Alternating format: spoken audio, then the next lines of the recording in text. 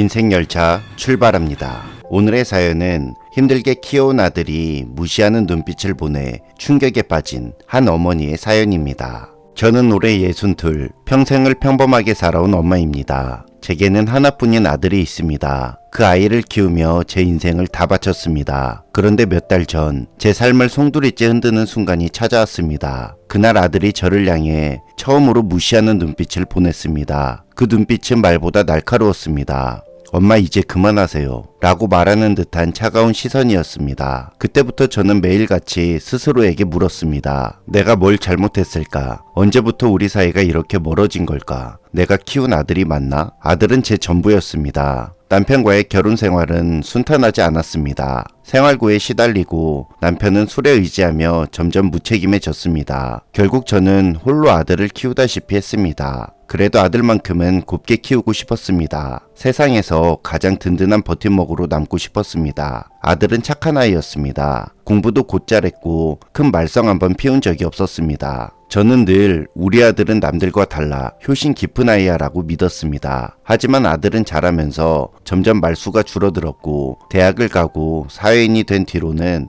연락이 뜸해졌습니다. 그럼에도 저는 스스로를 위로했습니다. 바쁘니까 그렇겠지. 다들 커서 저러잖아. 그러던 어느 날 제 환상이 산산조각 났습니다. 그날은 아들이 집에 갑자기 온 날이었습니다. 주말 저녁, 저는 아들을 위해 아들이 좋아하던 갈비찜을 해놨습니다. 아들은 문을 열고 들어오자마자 휴대폰을 손에서 놓지 않은 채 앉았습니다. 저는 반가운 마음에 이런저런 얘기를 꺼냈습니다. 요즘 회사는 어때? 힘들지 않니? 응, 뭐 그냥 그래요. 시큰둥한 대답이 돌아왔습니다. 저는 잔소리처럼 느껴질까봐 망설였지만 그래도 엄마니까 묻고 싶었습니다. 저축은 좀 하고 있니? 결혼 생각은? 그때 아들이 고개를 들었습니다. 그 눈빛은 낯설고 차가웠습니다. 마치 말없는 한마디를 던지는 듯 했습니다. 엄마, 제발 좀 그만하세요. 아들의 눈에는 지겨움이 서려 있었습니다. 귀찮다는 기색, 이해할 수 없는 피로감이 묻어났습니다. 저는 그 순간 머리를 망치로 맞은 듯 멍해졌습니다. 아니, 엄마가 그냥 궁금해서 물어봤어. 네가 잘 살고 있는지. 제 목소리는 점점 작아졌습니다. 아들은 대답하지 않았습니다. 대신 휴대폰을 집어들고 다른 세상으로 들어가 버렸습니다. 그날 밤 저는 잠들지 못했습니다. 이 아이를 위해 내 인생을 다 바쳤는데 내가 언제 이렇게 귀찮은 존재가 되었을까? 잠을 이루지 못한 채 밤을 보내며 저는 제 인생을 돌아봤습니다. 남편과의 결혼 생활은 늘 버거웠습니다. 남편은 일찍부터 술을 좋아했고 가정에는 무심했습니다. 생활비를 제대로 가져다 주지 않아 제가 식당 아르바이트를 하며 아이를 키웠습니다. 아들은 늘 제 옆에 있었습니다. 힘들게 돌아온 밤, 작은 몸을 제 품에 파고들던 그 아이를 안으며 저는 하루를 버텼습니다. 아들에게만큼은 가난을 느끼게 하고 싶지 않았습니다. 학원비를 벌기 위해 새벽마다 우유를 돌리고 주말에는 시장에서 허드렛 일을 했습니다. 그러면서도 늘 마음속으로 다짐했습니다. 우리 아들은 나를 원망하지 않게 해야지. 부족하다고 느끼지 않게 해야지.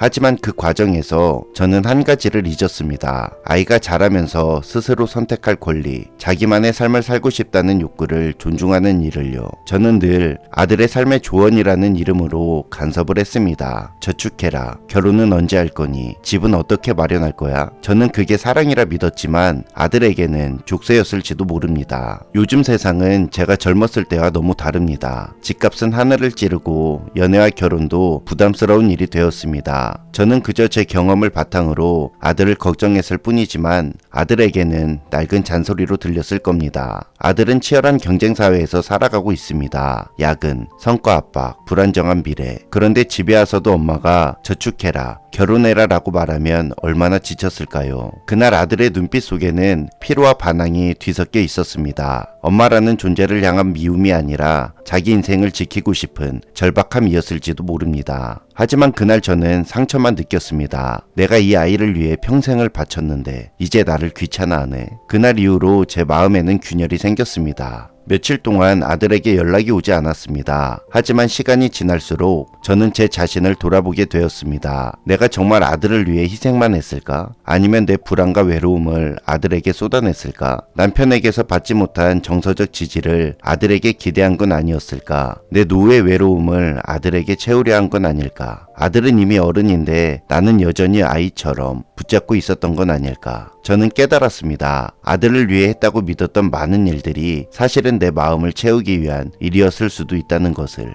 며칠 뒤 아들이 전화를 걸어왔습니다. 엄마, 지난번엔 미안해요. 제가 좀 예민했어요. 그 한마디에 눈물이 쏟아졌습니다. 아니야, 엄마가 너무 참견했지. 미안하다. 저는 처음으로 아들에게 사과했습니다. 아들은 잠시 조용하더니 말했습니다. 엄마, 저는 엄마가 고생한 거 알아요. 근데 요즘 너무 힘들어요. 회사도 누구를 만나는 것도 그냥 좀 지쳐서 그래요. 그제야 알았습니다. 그날 아들의 눈빛은 미움이 아니라 지친 사람의 도움을 바라는 신호였다는 걸. 저는 그저 알았다라는 한마디를 해주지 못했던 겁니다. 저는 이제 아들에게 잔소리를 줄이고 그저 들어주려 합니다. 저도 여전히 외롭고 불안하지만 아들도 자신의 세상에서 싸우고 있다는 걸 이해하려고 합니다. 그날 아들이 저를 무시하는 듯한 눈빛을 보냈을 때 저는 무너졌지만 시간이 지나고 나서야 깨달았습니다. 그 눈빛은 나를 향한 증오가 아니라 살아내기 버거운 세상을 향한 작은 외침이었다는 걸. 저는 여전히 엄마이고 여전히 부족합니다. 하지만 이제는 아들을 내 아이로만 보지 않고 하나의 성인으로 존중하려 합니다. 아들을 키운다는 건 언젠가 그 아이가 내 곁을 떠나 독립할 수 있도록 해주는 일이라는 걸 늦게나마 배웠습니다. 그날 이후로 우리는 조금은 다른 방식으로 대해야 합니다. 저는 묻기보다 들어주고 아들은 예전보다 솔직해졌습니다. 엄마로서의 사랑이 때로는 잔소리가 되고 집착이 될 수도 있다는 걸 이제야 깨닫습니다. 아들을 사랑하는 한 어머니의 사연이었습니다. 인생열차 정차합니다.